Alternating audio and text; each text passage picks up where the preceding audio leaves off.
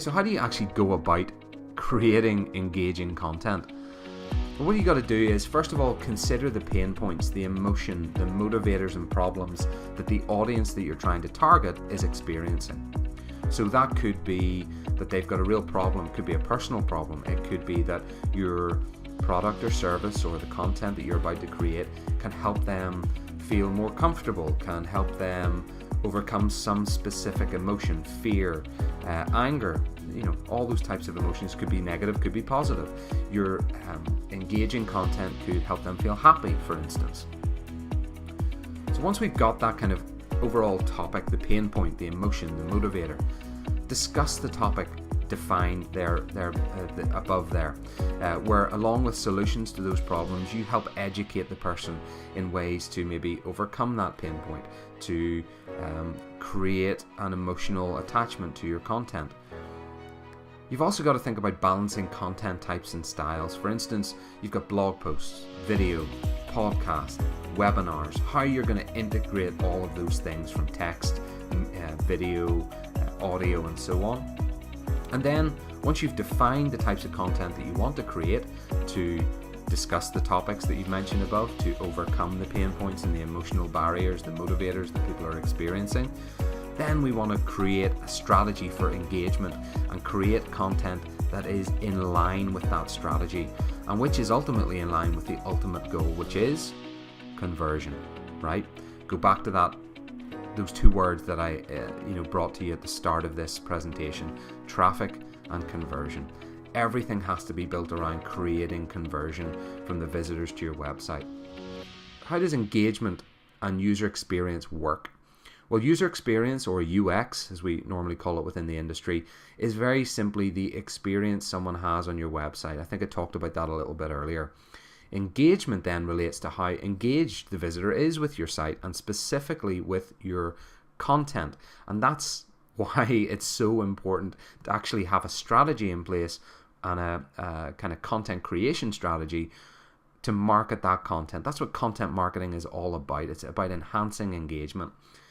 Engagement, therefore, enhances users' experience, the experience that people have when they're on your website.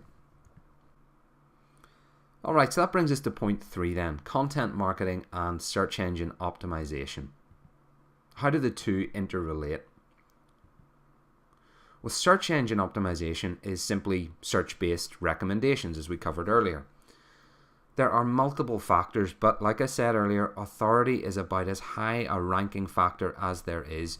If Google and other search engines can see that you're putting out regular, interesting, engaging, high-value content that people are digesting and engaging with, liking, sharing, commenting, as we've said before, they will ultimately reward your website with higher rankings. And authority, creating that content, is much more important, for instance, than having clean code on your website or having like really high performing website.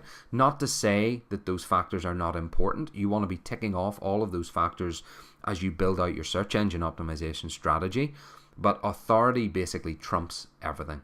If your website has great content that engages people, you're going to get rewarded for it within your industry, and you're going to create a competitive advantage above your competitors in your market. And I always go back to this kind of analogy. It creates if you think about it like a credit rating with Google. When they trust you, they recommend you, and that's about as simple as it becomes. So if you think about it like a credit rating, when you launch your website, day one, your website goes live, you have no credit history with Google. They don't know whether they can trust you. They don't know whether they should be sending people to your website just yet.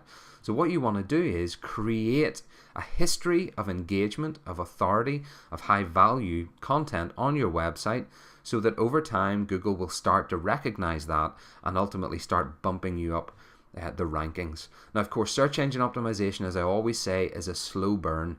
It's one of the strategies that we implement in online marketing that you will be rewarded with long term if you do it right, but short term you're not going to have the results.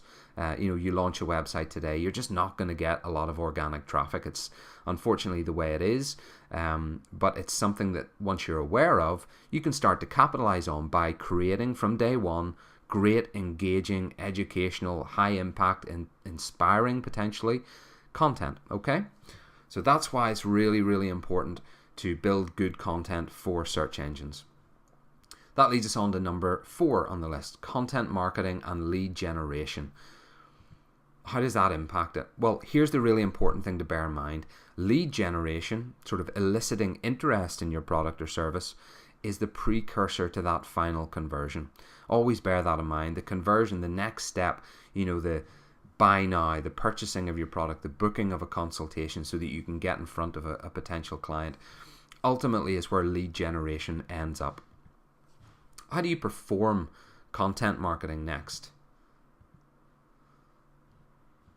It's pretty simple. We start thinking about content, create a singular piece of content. Let's just break it down as simply as it can be. We go about thinking of it like, right, okay, we're gonna create a video here. So that's your singular piece of content. We have to gear that video for engagement. That's the most important thing. When you create a video, there's no point in just willy-nilly kind of creating a video and hoping that people will like it. You've got to gear it for engagement. For instance, you don't want to make it too short, too long. You don't want to add in too much kind of fluffy content, as I would call it, content which is surplus to requirements. You want to make it engaging, fun, of high value, so that everybody, or as many people as possible watching that video, really get something out of it. They're more likely, for instance, if you put the video on YouTube, they're more likely to subscribe to your channel, to like the video, to share the video, to comment on it, to ask questions. And we can create those videos on our website as well. Then what you want to do is, once you've created that piece of content, you want to drive traffic to that content. So for instance, you want to get the content out on social media. You want to put it on your Facebook, your Twitter, your Instagram, Pinterest, your YouTube channel. And then you want to get that traffic going and watching that piece of content or digesting that piece of content. So that could also be you put it out on social media, but then you create an email marketing campaign, or you send a specific email to your list which sends them to that piece of content. Also then you could employ advertising. You could create a Facebook ads campaign or an Instagram ads campaign, same thing really, and send traffic to the new piece of content in the hope of engaging that traffic. Ultimately, your content should build to some form of conversion. It could be that, for instance, you put the content out on a YouTube channel, and then what is the conversion there? Well, maybe the simple conversion is that you want people to hit the subscribe button at the bottom of the video. Well, you've got to say that to people. You've actually got to say, all right guys, if you like the video, make sure you hit the subscribe button directly below this video, and I can send out more content over time. Okay, so it's about building to that conversion. It could be the subscribe, it could be opting into an email marketing list, or if it's a sales video, it's ultimately going to build to the end conversion, which is buy the product now, book the consultation, check out, subscribe now, whatever it might be.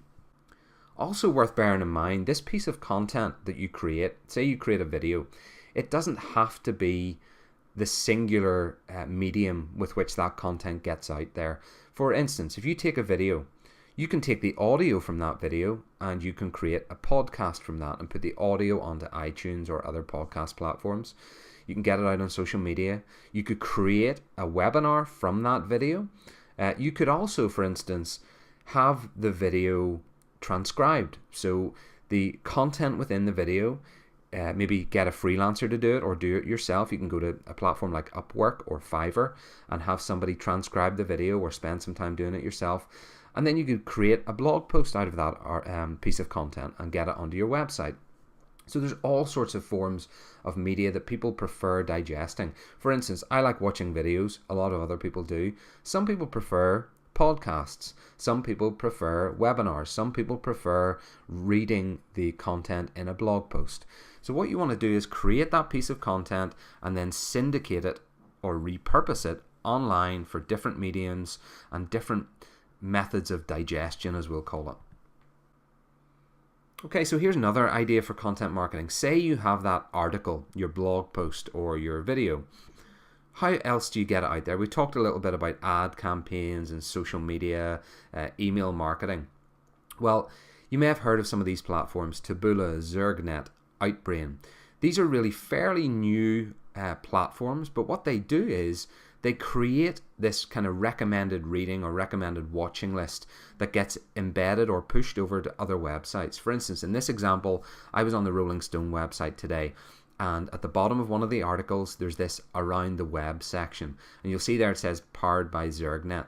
So you'll find a lot of these around the web. You go onto platforms like msn.com or Mashable, at the bottom of their articles you'll see platforms like Outbrain, ZergNet and Taboola recommending these other articles from around the web. You'll see that each of these individual articles are from different websites. There's one from AOL.com, NikkiSwift.com, Looper.com and so on.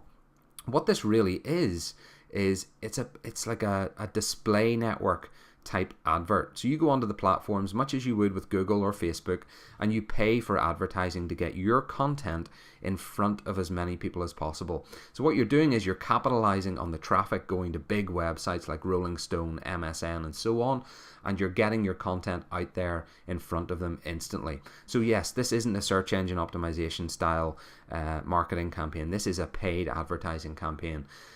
But it gets your content out there, it gets people clicking through onto your website, gets more eyeballs in front of your content, and ultimately gives you more opportunity to engage with a wider and wider audience by doing so. Okay, so here's some ideas for content. Remember, before we go to create the content, what is the premise of good content? It must add value, it must educate, entertain, explain, inspire in some discernible way. So before you create the content, remember to have that strategy in line. And remember the very first or second, I think it was the third slide we looked at, it had the kind of tree map of how to create content. So you start with your conversion, then you reverse engineer into things like the type of content, the purpose of the content, and so on. So here's some ideas for content. We've discussed a lot of these throughout the course of this presentation, but you've got things like video, podcast, blog post, interview, webinar, surveys and quizzes. We didn't mention that before. Discount, coupons, live streams. Those are all forms of content, and there are other forms of content out there as well that you can make use of and may work better or worse depending on your marketplace, your target audience and so on. But again, remember, you can create one piece of content, for instance the video, number one on this list, and from that you could ultimately kind of push that into all sorts of other mediums. So you could create a podcast, take the audio from that video and put it into a podcast, create a blog post, transcribe the content of the video into a written Word document and put it on your blog. You could almost create an interview with that video if it is an interview indeed. So you could document that, transcribe podcasts and so on, create a webinar system for that. You could also, from that video, create a subsequent survey or quiz. You'll see a lot of those, especially on YouTube. You go to watch a YouTube video, not only do you get advertising before, during and after the video, sometimes you'll notice you get a survey right up front before or after the video maybe, which asks you some questions about a brand or a service and so on. That's still content, remember that. Discount and coupons are also content. You're putting out something of discernible value to your marketplace that they can make use of or gain value from. And again, a live stream. People these days are doing live streams on YouTube and Facebook and so on. Great way to get your content out there in front of a lot of people very, very quickly. So with that, I want to end this content marketing lesson. I hope this has been of value to you. Just wanted to explain exactly what content marketing is, how it relates and intercorrelates and complements with other factors related to online marketing. For instance, we looked at engagement, lead generation and SEO. And I want to leave that there for now, just so you can digest what content marketing is about, how you might go about creating high value, engaging content. And here's some recommended reading for you. This first link is probably going to be the most valuable one. Digitalmarketer.com discusses content marketing strategy in some depth in this blog post. And they also discuss a little bit about how content marketing can relate to funnel creation. What types of content can be put out at various stages of a funnel. Similar to what I discussed in the third slide of this presentation, where we looked at reverse engineering, conversion down to the content type, what type of conversion you're trying to achieve, how you would go about thinking about creating the content that is going to be of most value at that stage to your audience members. Digital Marketer also mentions some of those components in that blog article. which I think would be of some benefit for you. Then just a quick video, jeffwalker.com, Steal This Idea post, relates to how he transformed his brand by putting out regular videos on YouTube and so on. So really just how creating regular content transformed his already large-scale business. So I'll leave it there for you guys. Hope you enjoyed the lesson. Please do ask some questions if you've got any queries related to your specific circumstance and how content marketing may benefit your individual business or project. Let me know and I'll be happy to help you. And hope this was of good value, guys. Hope you enjoyed it. If there's a subscribe button, make sure you hit that subscribe button. You got asked for the conversion, guys. And make sure you share out the video for me. And I look forward to sharing more content as we move forward. And I'll see you in the next one, guys. Have an awesome day. All the best.